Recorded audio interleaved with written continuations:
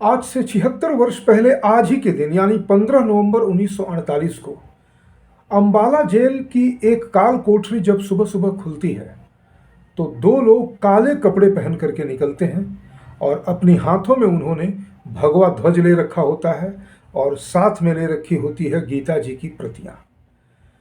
कोठरी से निकलते वे सबसे पहले अखंड भारत अमर रहे का नारा लगाते हैं और फिर अपने अंतिम यात्रा की ओर चल पड़ते हैं। उनमें से पहला व्यक्ति होते हैं नाथूराम गोडसे और दूसरे नारायण आप्टे। नारा लगाते हुए, झूमते हुए और अपने चेहरे पर थोड़ा भी शिकन ना रखते हुए दोनों जब फांसी के तख्ते की ओर बढ़ते हैं तो नारायण आप्टे नाथूराम गोडसे से कहते हैं कि मित्र, अंबाला की धूप को देखकर तुम्हें कुछ याद आया? नहीं लगता कि शिमला की भी सुबह ऐसे ही हुआ करती थी? याद करते हैं जब वे शिमला में जेल में बंद होकर के और अपने इस पूरे केस मुकदमे को लड़ रहे होते हैं। उन दिनों की याद करते हुए नाथूराम गोडसे अपना हामी का स्वर देते हैं और फिर वे नारा लगाते हुए आगे बढ़ जाते हैं और कुछ ही क्षणों के बाद ये दोनों मित्र फांसी के तख्ते पर एक साथ चढ़ जाते हैं। इन्हें फांसी दे दी जाती है। इस फांसी देने की प्रक्रिया पर मैं थोड़ी देर बाद आऊंगा, लेकिन नाथूराम गोडसे एक नायक श्रृंखला की इस कड़ी में यानी 11वीं कड़ी में मैं शिवचरण सिंह आपका स्वागत करता हूं। लेकिन मैं अचानक से इनकी कहानी को बीच में छोड़ करके सीधे इनके जीवन के अंतिम क्षणों पर क्यों आ गया, ये एक संयोग इस नाते हो रहा है कि आज 15 नवंबर 2024 की तारीख है। यानी आज 48 वर्ष हो गए इन दोनों को अमर बलिदानियों की श्रेणी में जाकर के समाये हुए या जाकर के खड़े हुए। इन लोगों ने अपने जीवन का बलिदान दे दिया। हालांकि इतिहास के क्रूर पन्नों पर जिन लोगों ने नियंत्रण रखा था, यानी इतिहास के पन्नों पर उसे क्रूर पन्ना कहना उचित नहीं होगा, क्योंकि इतिहास अब जब करवट ले रहा है तो अपनी गलती को सुधार रहा है।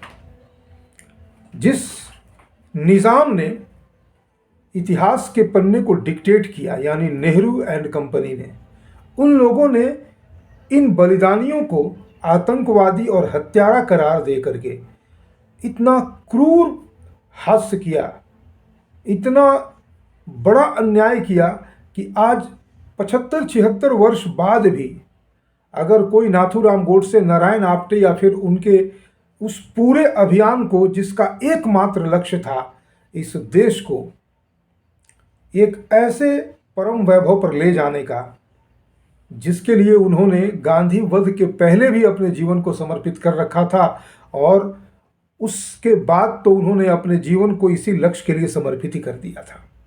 दुर्भाग्य इस बात की है कि हम आज तक नाथूराम गोडसे के बारे में सार्वजनिक रूप से, मैं आधिकारिक रूप की बात नहीं करूंगा लेकिन सार्वजनिक बात करूंगा, क्योंकि जनमानस में भी अभी जो वैसे लोगों की प्रतिशतता जो नाथूराम गोडसे को नायक और अमर बलिदानी समझते हों बहुत कम है। क्योंकि लंबे समय तक स्पून फीड करके नाथूराम गोडसे को एक खलनायक के रूप में ही खड़ा किया है नेहरूवियन हिस्टोरियंस ने और फिर नेहरूवियन तंत्र आज भी वही है।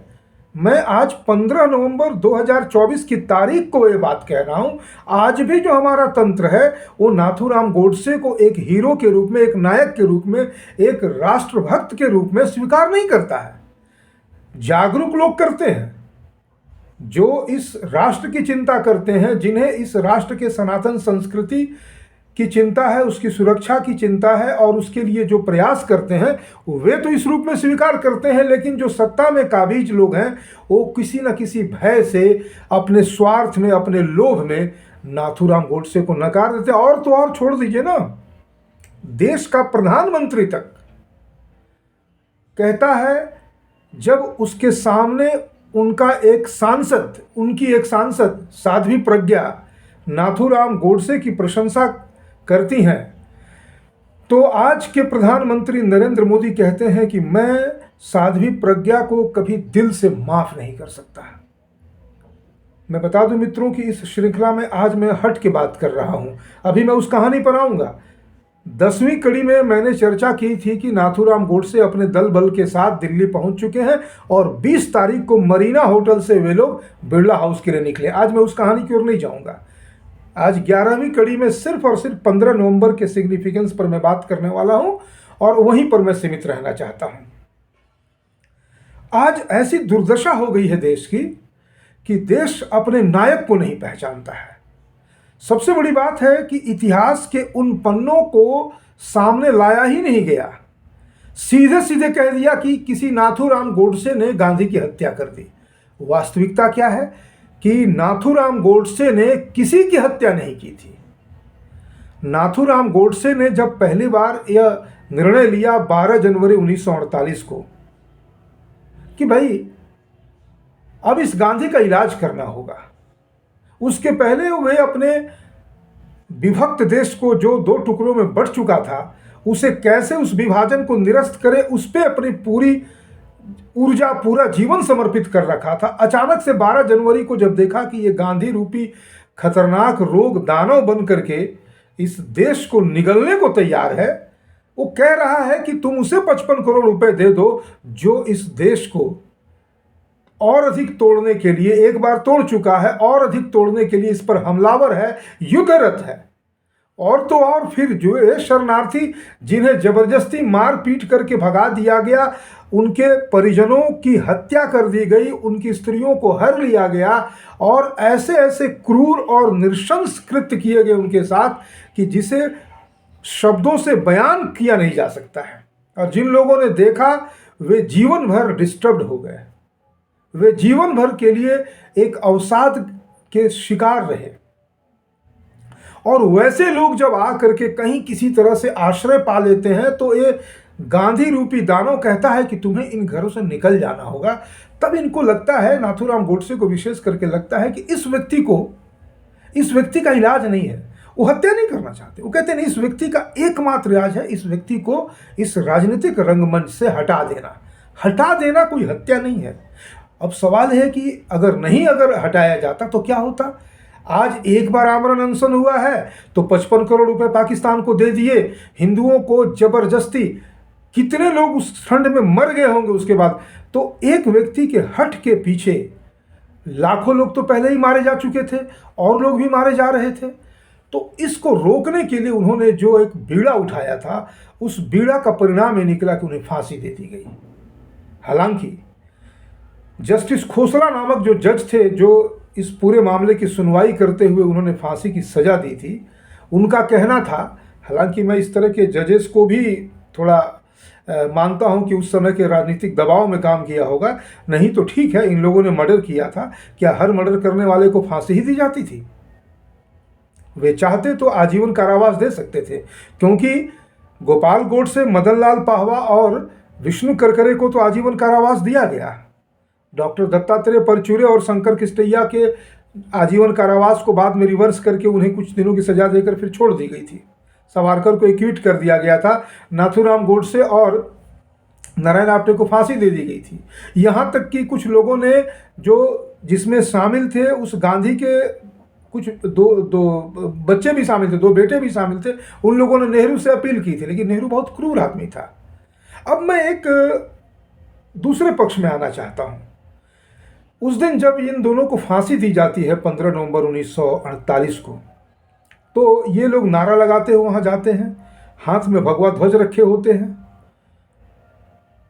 गीता जी की प्रतियां होती हैं, और जब ये लोग फांसी के फंदे पर चढ़ रहे होते हैं तो अखंड भारत अमर रहे नारा के साथ साथ ये ठीक फांसी के फंदे को चूमने के पहले, अपने पहनने के पहले, ये मातृभूमि की वंदना करते हैं और कहते हैं, नमस्ते सदा वत्सले मातृभूमि त्वया हिंद भूमे सुखम वर्धितोहम पतत्वे सकायो नमस्ते नमस्ते।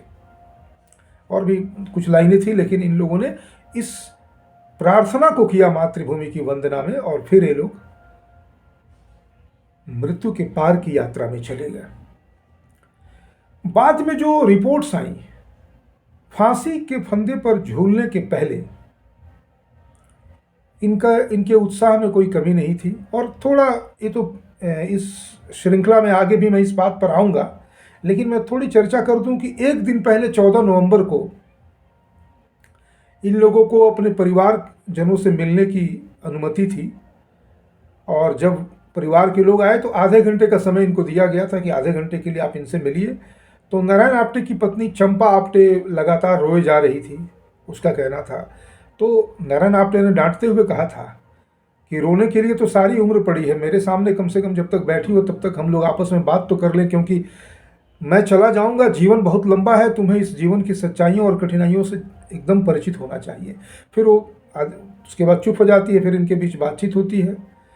नाथूराम गोडसे के लिए तो जो लोग आते हैं उनसे भी मिलते हैं, लेकिन व्यक्तिगत तो कोई परिवार था नहीं। व्यक्तिगत परिवार में गोपाल गोडसे की पत्नी और गोपाल गोडसे स्वयं जेल में ही थे। इसके बाद जो खाना लाया गया था बाहर से इन लोगों के लिए, नारायण आप्टे, नाथूराम, गोपाल गोडसे, विष्णु करकरे और मदन लाल पावा, ये पांचों मिलकर के खाते हैं, आपस में बातचीत करते रहते हैं। और फिर गीता जी के श्लोकों का ये लोग सामूहिक पाठ करते हैं।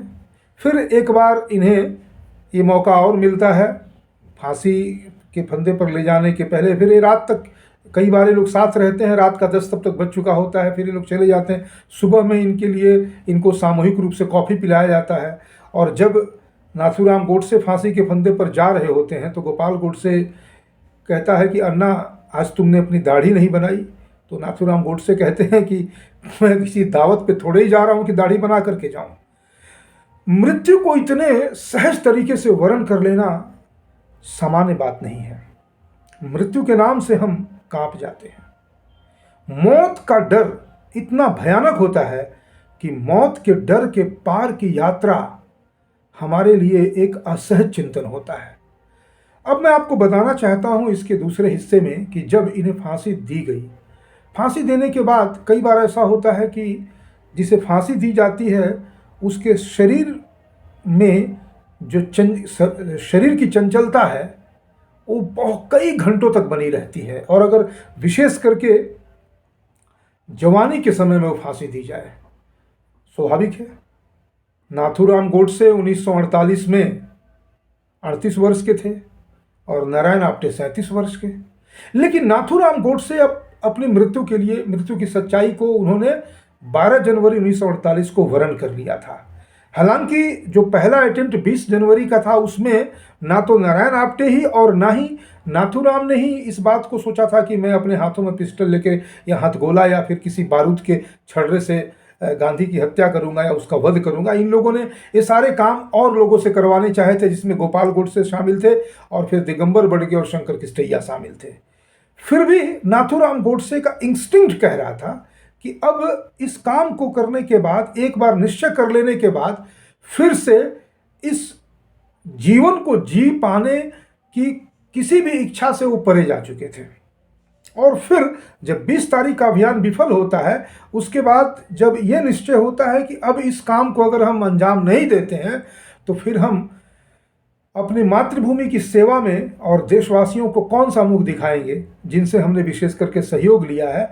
तब नाथूराम गोडसे ये तय करते हैं कि अब इस काम को अकेले अंजाम देना पड़ेगा। और उसी क्षण इन्हें पता होता है कि अब उनके जीवन में आगे और जीने की कोई आकांक्षा नहीं रह जाती है, इसलिए वो मृत्यु को आराम से वर्ण कर लेते हैं। लेकिन नारायण आप्टे के मन में कहीं ना कहीं उस जीवन को लेकर के जिजीविषा शेष थी। जिजीविषा शेष का मतलब होता है कि जीवन में बहुत सारी चंचल कर देने वाली इच्छाओं का जीवित रहना। इस नाते नारायण आप्टे को कई, हालांकि ये बहुत अपुष्ट खबरें रहती हैं, लेकिन उन्हें फांसी दिया जाता है। वो फांसी के क्रम में उनका प्राणांत नहीं होने पर उन्हें दोबारा फांसी दिया जाता है और उनके शरीर की हलचल जो है बहुत लंबे समय तक बनी रहती है और नाथूराम गोडसे की शरीर की हलचल तुरंत समाप्त हो जाती है, यानी कि शरीर देहांत हो जाता है। अब यहाँ पर 2-3 ऐसे शब्द हैं, हालांकि ये बहुत रहस्यमय शब्द हैं, इन पर किसी भी तरह की बात को कहने की मैं योग्यता नहीं रखता, लेकिन एक ऐसी सच्चाई है जिसे हम अगर डिस्कस नहीं भी करें तो ये जीवन में अवश्यम भावी के रूप में हर व्यक्ति के अंदर आना है। हर व्यक्ति के जीवन में एक ना एक समय आना है। मृत्यु की सच्चाई को हम इनकार नहीं कर सकते, लेकिन अब सवाल है कि मैं नाथूराम गोडसे के जीवन में जो मृत्यु को लेकर के जो तैयारी थी, उस तैयारी की ओर अगर मैं लौटूं तो मुझे यह लगता है कि जब व्यक्ति भीतर से शांत हो जाता है और देहांत के लिए, देहांत, मृत्यु, देहांत और मौत, ये अलग अलग अर्थ लिए हुए शब्द होते हैं। मौत तो हालांकि संस्कृत भाषा वांग्मय का शब्द है भी नहीं, फिर भी मैं इसको, चूंकि ये वर्तमान कनोटेशन में चलता है इसलिए मैं इसको लेकर के चल रहा हूं कि मौत में दर्द है, मौत में डर है, मृत्यु में पीड़ा है, लेकिन देहांत में शांति है। यानी देह का अंत होना। जब देह का अंत होता है तो इसका मतलब है कि एक देह का अंत हुआ, दूसरे देह को धारण करने के लिए हम तैयार हो जाते हैं। अब मैं एक उदाहरण देता हूं। हम देहांत को प्राप्त होंगे, मृत्यु को प्राप्त होंगे, या फिर मौत के घाट उतारे जाएंगे। गांधी को मौत के घाट उतारा गया, गांधी का देहांत नहीं हुआ, गांधी को मृत्यु नहीं प्राप्त हुई, उसे मौत मिली। कहने का मतलब कि हम पूरे जीवन जो करते हैं उसका सम टोटल है हमारा। अगर एक प्रश्न किया जाए कि इस पूरे जीवन का लक्ष्य क्या है, तो हम आगे बढ़ते हैं। कोई कहेगा कि एक व्यक्ति, एक बच्चा जो है वो पहली क्लास में जब पढ़ने लगता है तो उसका लक्ष्य होता है अगली क्लास में जाना, उसकी अगली क्लास में जाना, उसकी अगली क्लास में जाना। तो कहेंगे कि उसका लक्ष्य है मैट्रिक पास करना। वो मैट्रिक पास कर लेता है तो चलिए भाई, तो उसके बाद क्या उसका लक्ष्य है? तो चलो भाई, उसके बाद वो +2 करेगा, उसके बाद ग्रेजुएशन करेगा, उसके बाद और आगे की पढ़ाई करेगा अगर करना है तो, नहीं तो कोई नौकरी कर लेगा। तो जब प्रश्नों का सिलसिला हम आगे बढ़ाएंगे तो जीवन का जो अंतिम लक्ष्य हमें मिलता है, तो हम पूरी मेहनत किसके लिए करते हैं? पूरे जीवन का उपक्रम हम इसलिए नहीं करते कि बीच के कुछ लक्ष्यों को हम अच्छा कर लें, नहीं। अंततः जो लक्ष्य है, यानी जीवन का जो अंतिम लक्ष्य है मृत्यु, हम उसके लिए तैयारी करते हैं। और जो इसकी तैयारी नहीं कर पाता है उसको फिर मौत का डर सताता है, उसे मृत्यु की पीड़ा सताती है, उसका वो जीवन के पार सहज यात्रा में नहीं जा पाता है। ये ऐसा नहीं है कि मैं कोई देख करके बोल रहा हूं, लेकिन हम सब चूंकि ना जाने कितनी बार इस धरती पर असंख्य बार जन्म मरण की यात्रा को करते आ रहे हैं, इसलिए हमारे सुप्त चेतना में सारी बातें हैं, वहीं से मैं बातें कह पा रहा हूं।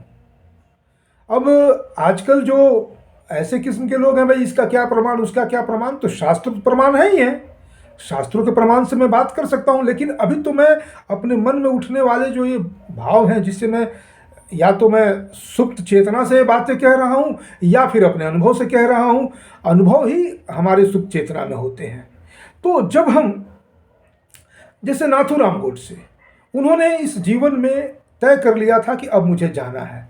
यानी अब आप एक कल्पना कीजिए कि एक व्यक्ति को कहीं उसके पास में जो बस अड्डा है, उसको पता है कि हमें यात्रा करनी है, वो कपड़ा वपड़ा ले करके सारा तैयारी करके बस में बैठ जाता है। और एक आदमी अचानक बाजार में टहल रहा होता है और कोई कहे कि नहीं तुम अभी चलना है, अभी उसने ना तो शौचादिक क्रिया की, ना तो नहाया, ना तो कुछ खाया, ना साथ लेकर कुछ चलने की तैयारी है, बस उसे पकड़ के बस में बिठा दिया गया। अब क्या होगा उसका?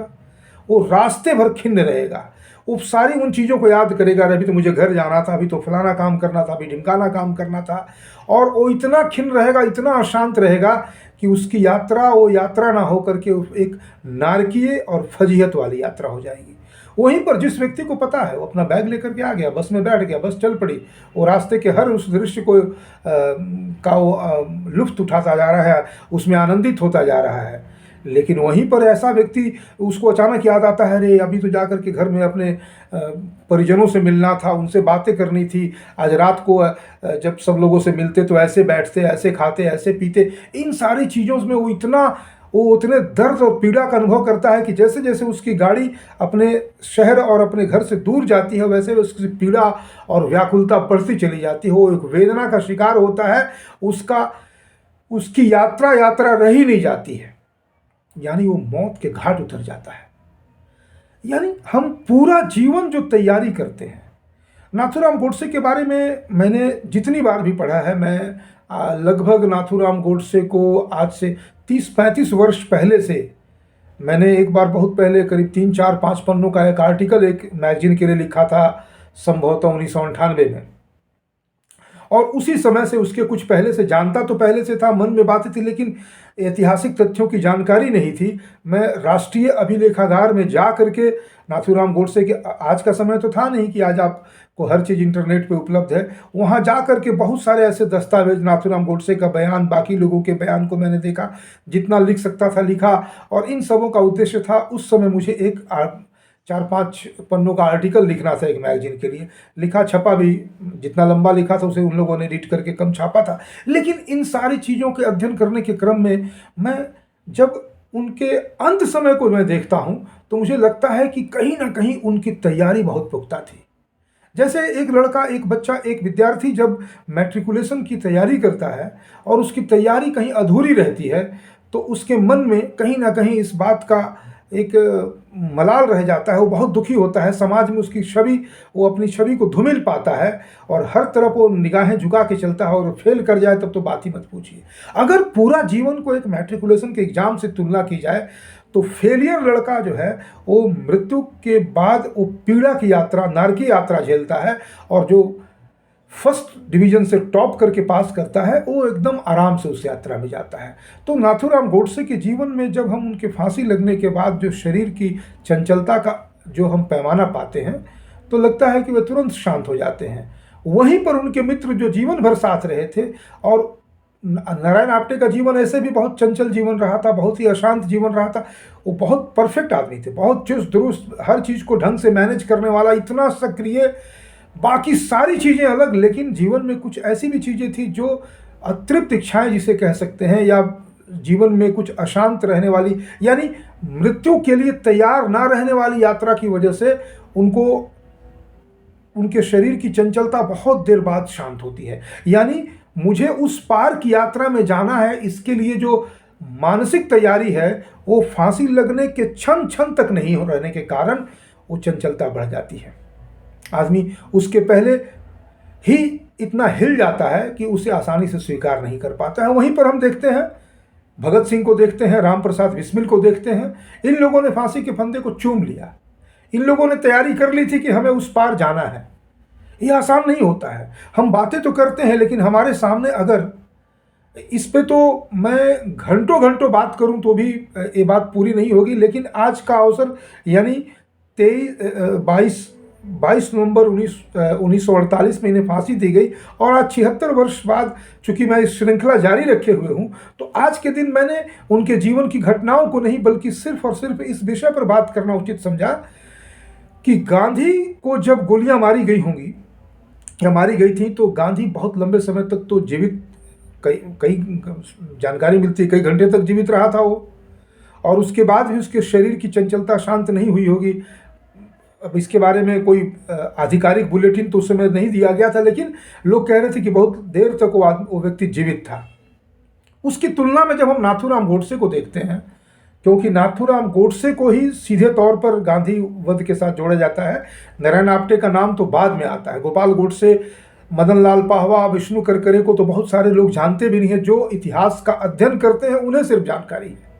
ऐसे में जब हम नाथूराम गोडसे के उस संकल्प को देखते हैं कि वो 13 जनवरी 1948 को अपने नाम जो भी जीवन बीमा की राशियां थी उसे वो चंपा आप्टे, नारायण आप्टे की पत्नी के नाम कर देते हैं, सिंधु गोडसे, गोपाल गोडसे की पत्नी के नाम कर देते हैं। इसका मतलब है कि उसी दिन उन्होंने तय कर लिया कि भाई अब मुझे इस जीवन से कोई आशा नहीं है। इस जीवन को जिस लक्ष्य के लिए मैंने चुना था, या जो विधि ने जिस लक्ष्य के लिए मुझे भेजा था, वो लक्ष्य था देश सेवा। और गांधी के खिलवाड़ करने की जो दानवी वृत्ति थी, उसके भयानक रूप से उजागर होने के पहले का लक्ष्य था कि देश को फिर से अखंड भारत कर देना, और उसके लिए चाहे जो कुछ भी माध्यम बन पड़े, अखबार लिखना, अखबार में संपादकीय लिखना, अखबार छापना, पाकिस्तान जाकर के जिन्ना को मार देना, सारे पाकिस्तानियों को जो पाकिस्तान बनाने के पीछे थे उनको मार देना, यहाँ तक कि जिन्ना को रिस्पॉन्सिबल मानते हुए उसका पीछा करते करते यदि वो स्विट्जरलैंड जाता तो वहाँ मार देना, मोर्टार से सारे पाकिस्तानियों को दिल्ली में ही उड़ा देना। ये सारा उपक्रम करने में दोनों आदमी एकदम लगातार साथ में थे, नारायण आप्टे और नाथूराम गोडसे। लेकिन जब अचानक से जीवन और विधि ने एक ऐसा मोड़ दिखा दिया जहाँ से लगा कि हम उस मोड़ से जब आगे जाएंगे तो फिर लौट के या फिर आगे कोई दूसरा मोड़ नहीं मिलेगा, वो आखिरी मोड़ है। और वो मोड़ था कि गांधी को इस देश के साथ खिलवाड़ करने से, और अधिक खिलवाड़ करने से रोकना, और फिर वे इसमें आगे बढ़ जाते हैं। आसान नहीं है। हम चाहे जितनी भी बातें कर ले, हम, कहा गया था महाभारत में, किम आश्चर्यम, आश्चर्य क्या है, हर दिन हमारी आंखों के सामने हजारों लाखों लोग इस संसार को छोड़ के जा रहे हैं, लेकिन हमें अभी भी लगता है कि नहीं, सब कोई चला जाएगा लेकिन मैं नहीं जाऊंगा। हर एक व्यक्ति जो आसपास है, वो भले ही इस दुनिया में कोई शहर ना बचे लेकिन मैं बचूंगा, ये अंततः दृढ़ विश्वास के साथ हम रहते हैं। और इसको अगर कोई इससे हम हट ही नहीं पाते हैं, आखिरी क्षण तक नहीं हट पाते हैं। ये एक बहुत बड़ा आश्चर्य और बहुत बड़ी विडंबना है। लेकिन हम जब इस जीवन को एक यात्रा के रूप में लेकर के आगे बढ़ते हैं तो हमें लगता है कि हम इस यात्रा से पार जा रहे हैं। वो देहांत की यात्रा होती है, वो मृत्यु की यात्रा होती है, जिसमें हम पीड़ा, वेदना, इन सबों से ऊपर उठने का प्रयास करते हैं। हालांकि उठ नहीं पाते हैं, क्योंकि जो सत्य है वो सत्य है। हमें चाहे देहांत हो, चाहे मृत्यु हो, चाहे मौत के घाट उतारे जाएं, वेदना की मात्रा कम और बेसी होती है, लेकिन वेदना से हम वंचित नहीं हो सकते, पीड़ाओं से बच नहीं सकते हैं, ताप और क्लेश से बच नहीं सकते हैं, पूर्ण रूपेण तो बच नहीं सकते हैं। कुछ ना कुछ अंश में जो लोकेशना है, जिजीविषा है, जीने की इच्छा है, वो रह जाती है। लेकिन हाँ, इसे अगर मानसिक रूप से तैयारी कर ली जाए कि नहीं भाई, एक जीवन है, एक यात्रा है, अनंत यात्रा है, इस देह के साथ की यात्रा यहाँ समाप्त होती है, अगले देह के साथ अगली यात्रा हम शुरू करेंगे। तो फिर इस यात्रा को जारी रखते हुए इस रियलिटी को, अब कह नहीं सकते हैं कि किसी व्यक्ति को जो फांसी पर के फंदे पर चढ़ने वाला हो, उसकी मानसिक स्थिति कितनी ऊंचाई पर रहती होगी, तो जो फांसी पर चढ़ रहा वही बता सकता है। तो ऐसे दुर्लभ व्यक्तित्व के धनियों की बात तो हम सिर्फ सोच सकते हैं, क्योंकि स्वयं उस अनुभव से गुजरना तो बहुत बड़ी बात होगी। अगर इम्पैथाइज भी करने की कोशिश करें तो आसान नहीं है, क्योंकि इतनी लोकेशनाओं की इतनी बड़ी फौज हमारे साथ हमारे जीवन में जुड़ी होती है। ये करना है, वो करना है, ये तो मामूली जो इच्छाएं हैं वो तो है ही हैं। संसार में जो हर दिन की इच्छाएं हैं, और वो तो खैर है ही हैं, बड़ी बड़ी योजनाएं बना करके चलते हैं। इतनी अशांति का अंबार लेके हम चलते हैं कि हम थोड़ा आराम से बैठ करके, जैसे एक विद्यार्थी पूरा तन्मय होकर के अपनी परीक्षा के लिए पढ़ता है, उस तरह से हम जीवन का जो अंतिम लक्ष्य है, अंततः जो अंतिम लक्ष्य है, उसकी तैयारी कभी नहीं करते हैं। और अगर कर ले तो शायद आसान हो जाए वो यात्रा। इसी बात को आज नाथूराम गोडसे एक नायक की कहानी श्रृंखला में आज के लिए मैं सिर्फ इस बात को करना चाहता था। और फिर हम इस श्रृंखला की 12वीं कड़ी से हम आगे जारी रखेंगे बाकी बातों को, यानी 20 जनवरी की शाम को किस प्रकार से कौन कौन सी घटनाएं घटती है, और उसके बाद कैसे 20 तारीख का जो विस्फोट है वो विफल हो जाता है, और फिर 30 जनवरी का दिन आता है और वो कैसे आता है, कैसे कैसे उसके बाद की घटनाएं घटती हैं, इस श्रृंखला में हम बदस्तूर जारी रखेंगे। आज के लिए, अभी के लिए बहुत बहुत धन्यवाद।